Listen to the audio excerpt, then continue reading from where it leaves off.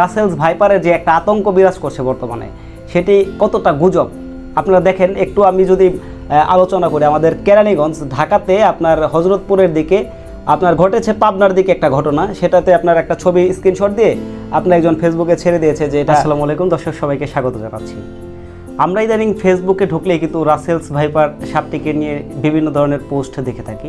আসলে Russell's viper সাপটি নিয়ে কতটুকু উদ্বেগের কারণ রয়েছে এবং রাসেলস ভাইপার সাপটি আপনার গ্রামাঞ্চলের মানুষদের কতটুকু আপনার ভীতিতে রেখেছে সেটি কিন্তু আপনারা জানেন। তো আসলে এই আতঙ্ক কতটুকু সত্য এবং কতটুকু ট্রাস্টেড বলে আপনারা মনে করছেন? আমি একটু বিবিসি নিউজটা আপনাদেরকে পড়ে শোনাই। বাংলাদেশের বেশ কিছু জেলায় রাসেলস ভাইপার সাপ নিয়ে আতঙ্ক ছড়িয়ে পড়েছে। ফেসবুকে বিষয়টি নিয়ে অনেক নানাভাবে উদ্বেগ প্রকাশ করেছেন। অনেকে প্রচার করছেন সাপটি কামড় দিলে দ্রুত মানুষের মৃত্যু হয়। হ্যাঁ, পরিস্থিতি এমন এক পর্যায়ে পৌঁছেছে যে রাসেলস ভাইপার সাপ মেরে ফেলার প্রচারণাও চালানো হচ্ছে।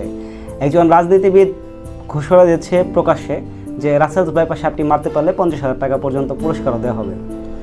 আবার অনেকে বলতেছে যে রাসেলস ভাইপার দ্রুত বংশ বিস্তার করে, ফলে সহসা বাংলাদেশের গ্রামাঞ্চলের এই সাপের অধিক্য মানুষের জন্য হুমকি তৈরি করবে। প্রশ্ন হচ্ছে, রাসেলস ভাইপার যে পরিমাণ উদ্বেগ তৈরি করেছে সেটা আসলে কতটুকু যৌক্তিক? আজকে সম্পূর্ণ ভিডিওতে আমরা এই বিষয়টি নিয়ে আলোচনা করব। দর্শক, আপনারা জানেন যে রাসেলস ভাইপার সাপটি বাংলাদেশে আগেও ছিল। আগে যে 10 বছর আগে যে সাপটি ছিল না তেমন কিন্তু নয়। হঠাৎ এর উপদ্রব বেড়ে গিয়েছে। আপনারা জানেন ডিম ফোটানো ছাড়াই বাচ্চা দিয়ে থাকে রাসেলস ভাইপার। কিন্তু আমরা যদি একটু বেসরকারি সংস্থা deep ecology and snake conversion foundation এরা যা বলেছে সেটার দিকে যদি একটু নজর দিই, তাহলে রাসেলস ভাইপার মোটেও বাংলাদেশের সবচেয়ে বিষধর কিংবা প্রাণঘাতী প্রাণী নয়, সেটা কিন্তু তারা বলেছে। বরং দেশে প্রতি বছর সাপের কামড়ে যত লোক মারা যায় তার অর্ধেকই মারা যায় পাতি কেউটে সাপের কামড়ে। আপনারা বিষয়টি ক্লিয়ার হয়ে গেলেন। তবে সময় মতো চিকিৎসা না নিলে রাসেলস ভাইপারের কামড়েও মৃত্যু ঘটতে পারে। এখন আসি অ্যান্টিভেনম বা যে সাপ কামড় দিলে যে আমরা যেটাকে বলে ঔষধ নেব, সেটা সম্পর্কে আমরা একটু জেনে নিই। এটা কি আসলে বাংলাদেশ আদৌ তৈরি হয়েছে কিনা বা আছে কিনা সেটা নিয়ে যদি আমরা একটু জানি, বা তার আগে আমরা স্বাস্থ্যমন্ত্রী যিনি আছে সমান্তলাল সেন, তিনি যা বলেছেন সেটা নিয়ে একটু কথা বলি। দেশে পর্যাপ্ত পরিমাণ বিষ প্রতিষেধক বা অ্যান্টিভেনম সাপ কামড়ালে রোগীর শরীরে যেটা প্রয়োগ করা হয় সেটি আপনার আছে, এবং বাংলাদেশের প্রত্যেকটা জায়গায় প্রত্যেকটা হাসপাতালগুলোতে অ্যান্টিভেনম রাখার নির্দেশও দিয়েছেন তিনি। বিষের বিরুদ্ধে কার্যকর বা বিষ নিষ্ক্রিয় করতে পারে এমন উপাদানকে অ্যান্টিভেনম বলা হয়, সেটা আপনারা আগেও জানেন। আর যারা জানেন না তারা এই বিষয়টি জানলেন। দ্রুত অ্যান্টিভেনম ইনজেকশন দিলে অ্যান্টিভেনমের অ্যান্টিবডিগুলো বিষকে নিষ্ক্রিয় করে দেয়। এর ফলে আক্রান্ত ব্যক্তির জীবন অঙ্গ প্রত্যঙ্গ বেঁচে যায়। প্রসঙ্গত, বাংলাদেশের সম্প্রতি সময়ে কয়েকটি জেলা রাসেলস ভাইপার কামড়ে কয়েকজনের মৃত্যু ঘটেছে। তার মধ্যে ঢাকার কাছে মানিকগঞ্জের কিছু এলাকায় গত 3 মাসে বিষধর রাসেলস ভাইপার সাপের কামড়ে অন্তত 5 জন মারা গিয়েছে বলে সরকারি কর্মকর্তারা জানিয়েছেন। এরপর ভোলাসহ আরও কয়েকটি জেলায় এই ধরনের সাপ ধরে মারার খবর এসেছে। বাংলাদেশের স্বাস্থ্য অধিদপ্তরের হিসেবে 2023 সালে 4 লাখ সাপের কামড়ের ঘটনা ঘটেছে। এর মধ্যে 7,500 মানুষ মারা গেছে, যাদের বেশিরভাগই কোবরা ও কেউটো প্রজাতি সাপের কামড়ের শিকার হয়েছেন।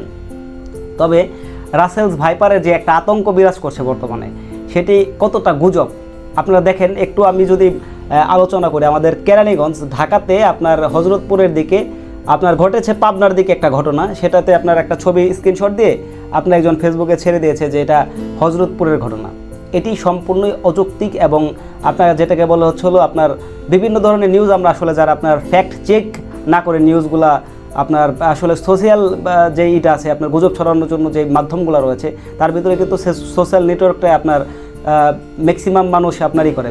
আপনার ন্যাশনাল মিডিয়াগুলো যদি আমরা একটু দেখি, তাহলে কিন্তু সেক্ষেত্রে আপনার যেটাকে বলে গুজবটা কম দেখা যায় এবং সত্য বিষয়টাকে জানা যায়। এখন এক জায়গায় আমরা যখন বন্যা হয়, মানুষ বন্যা দুর্গত এলাকায়, এটা কিন্তু আপনার ধরেন প্রত্যেকবারই কিন্তু কিছু না কিছু সাপের উপদ্রব বৃদ্ধি পায়, এটা আপনারা সবাই জানেন।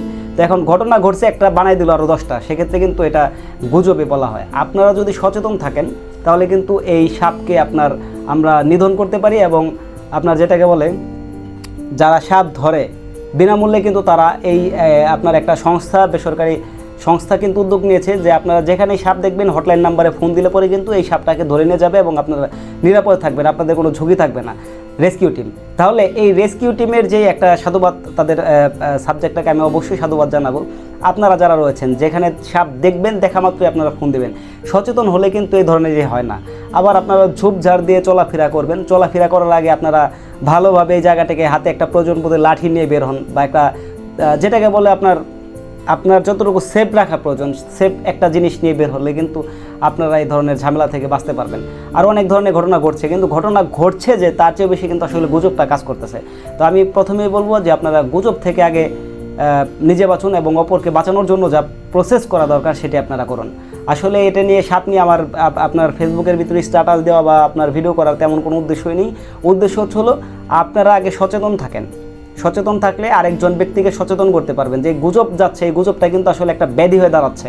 তো এই জন্য আমি প্রথমেই আগে বলে দিচ্ছি যে আপনারা সবাই গুজব থেকে বাঁচুন। তারপর এই সাপ যেহেতু আপনার বাংলাদেশের কিছু কিছু অঞ্চলে ভালোভাবেই ক্রমশ বৃদ্ধি পাচ্ছে, সেহেতু আমাদের সবাইকে সচেতনভাবে মোকাবেলা করলে তাহলেই কিন্তু আমরা একটা ভালো গুজব মুক্ত বাংলাদেশ গড়ে তুলতে পারবো বলে আশা রাখি।